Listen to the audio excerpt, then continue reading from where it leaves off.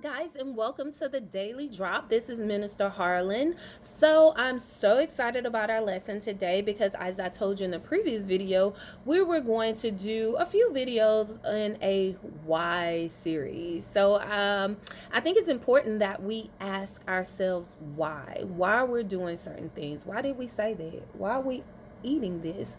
Why are we even wearing this? Sometimes we get caught up in mindless actions, meaning that we haven't put a thought into why we're doing or saying anything. We just get caught up in a rhythm. We get caught up in peer pressure or rebellious, maybe even boredom. So today we are going to drop another lesson in our why series. But before we do, please make sure you like the video. You can stop right now and do that. Hit subscribe and share with a friend. Sharing is caring. So today in our why series is why God? Why God? Why should you choose God? Right? So choosing God for me actually happened at a very young age. I can't remember a time I was not in church. I was not being introduced to God. I was not being shown the greatness of God, the promises of God.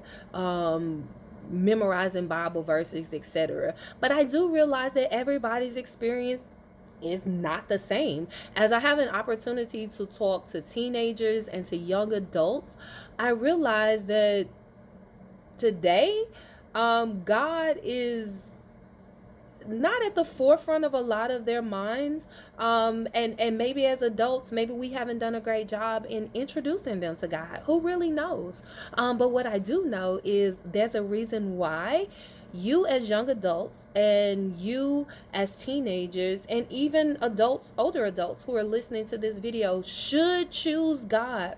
God is the best answer to anything in life. He's the best choice. He's the only choice. He's the ultimate choice. So I've come up with a few reasons on why God. And I tried not to use the obvious reasons that people normally would say, God is love, God is supreme, because all of those things are true, right? All of those things are true. So I wanted to remind you of just a few reasons why choosing God is just the most amazing choice you can make. Number one, I put on my list, God is a protector. A lot of times we don't think about that as teenagers or young adults or even older adults, because we're so used to wanting to protect ourselves, having to put our guards up, leaning on our parents for protection, leaning on the people we're dating for protection or married to for protection. We choose everything else for protection but God. Alarm systems, locks, everything. But God is your protector. God is the ultimate protector, right? There is no situation you can find yourself in that calling on the name of God will not save you, right? Calling on his name will provide you an answer. Calling on his name will give you guidance on how to get out that situation. There's not a time that you can call on him that he won't save you. Not a time. Not one single time. That's what he loves to do. He loves to protect his children. In Psalms 139, and I won't read the verse verbatim, but in 139 he says he hems us in, right?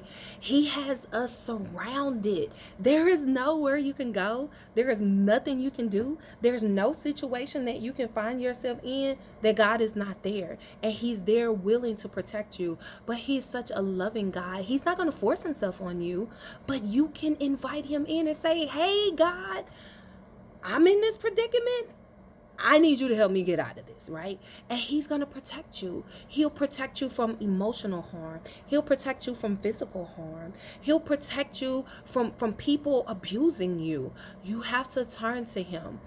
We often look to other people as your saving grace, but I promise you, God is the ultimate saving grace. He's the best answer to any situation you find yourself in. He is your protector. The other thing, that number two, is light. God is light. Wherever you may find yourself in your mind, and if you're in a dark place, if you're in a place where your heart is hard for you to see your way out of, it's hard for you to feel, it's hard for you to even fathom being better, you find yourself in a dark place, I got the answer. God is light. He is the light of the world. He penetrates darkness. That same scripture 139, David says, where can I go that you are not there? God penetrates darkness, even in your mental space. If you're struggling mentally and you find yourself in a very dark place, God is your light. You just have to open up your eyes and see it. Pray out to him. Call him and be honest. God, I am not in my best space. I need your light. God is light. Number three. God is joy. There's a difference between happiness and joy. Okay? Happiness is temporarily, ha ha ha, that was funny, blah blah blah. But joy is something that you feel in the depth of you. That no matter what you may experience, no matter what you may go through, when you look at situations that are even great, you're like, oh my God, that was just so amazing. You wonder how some people are just in such a great mood all the time because they have the joy of the Lord. Don't you want that feeling? Even as teenagers and young adults, don't you want to have that feeling of harmony and peace and joy when you could just think about God and it just makes you smile? Oh my gosh, I just thought about him. See how hard I'm smiling? But God is joy.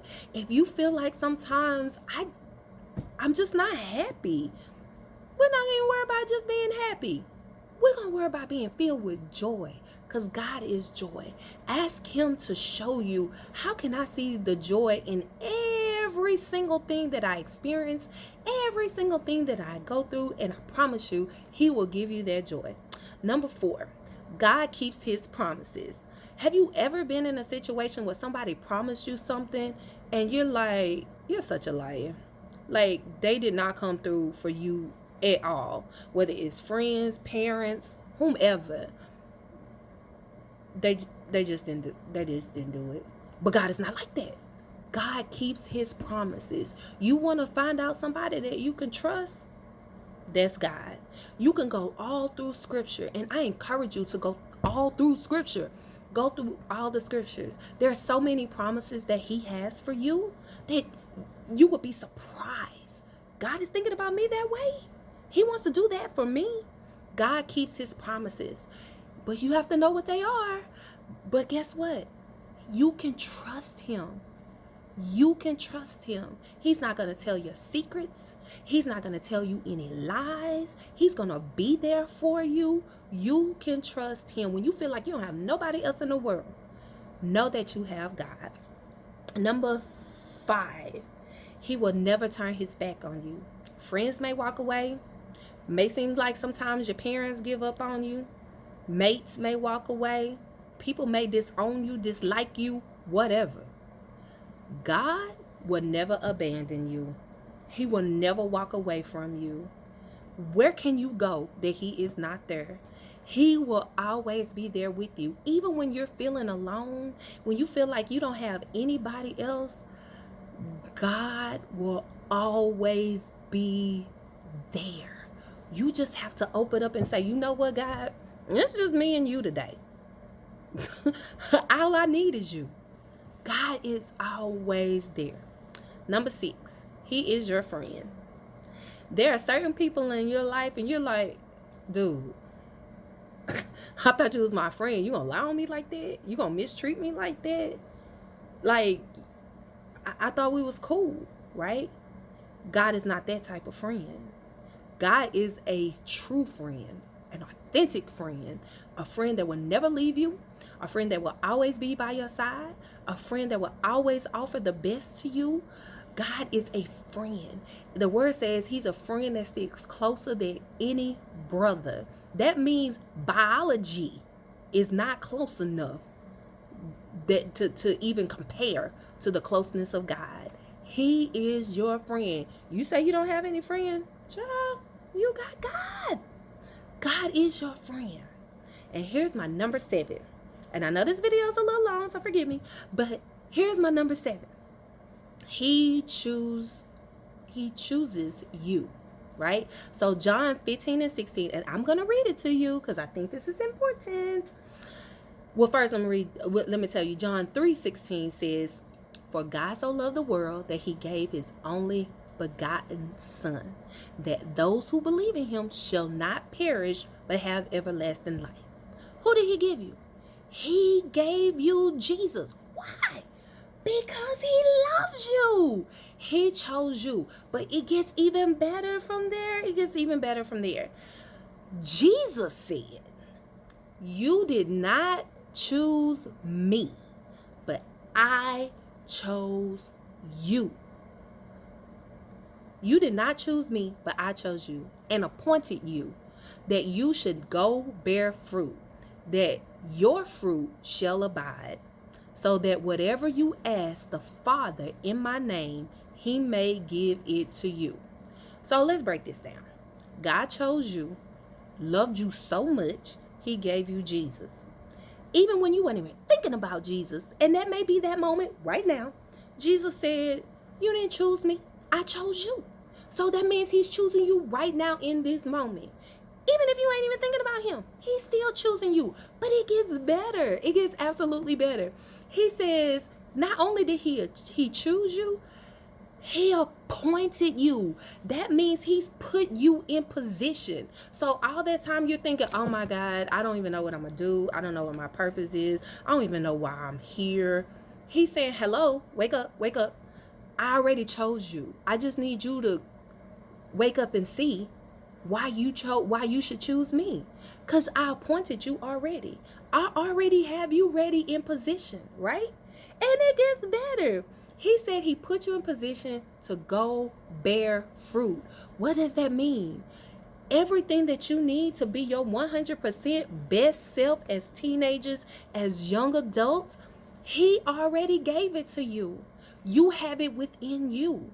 You have production. That means multiplication. That means everything that produces. Think about all the things that produce. Trees, humans, everything. Production is what he has for you. He didn't choose and appoint you so you can just sit around and do nothing. No. He has you ready to produce, ready to multiply, to pull out everything that's great inside of you. But here's the greatest part. Here's another great part. He says, "And that your fruit shall abide."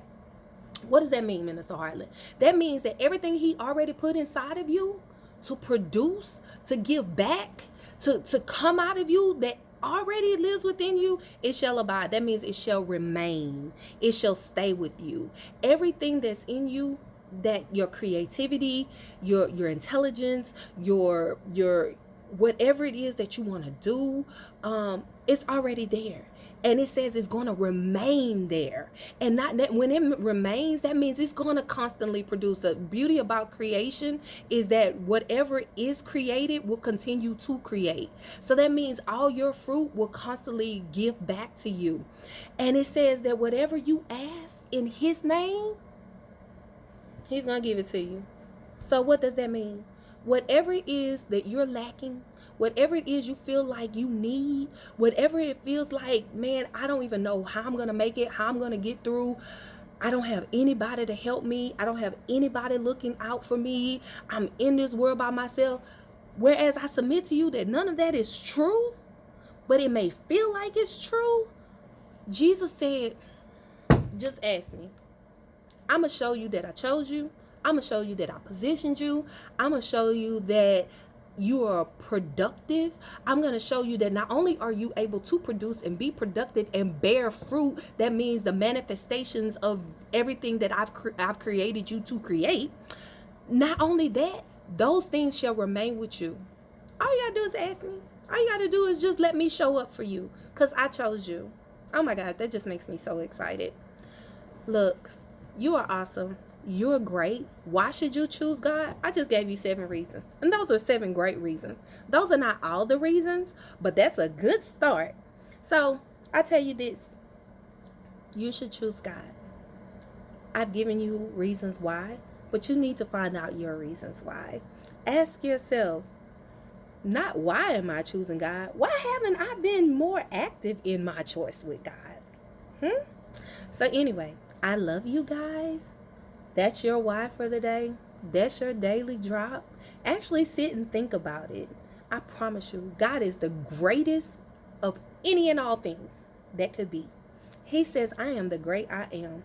That means anything that you can think of, he already got that. Anything that you can go through, he already provided for that. He loves you. Love yourself enough to choose him.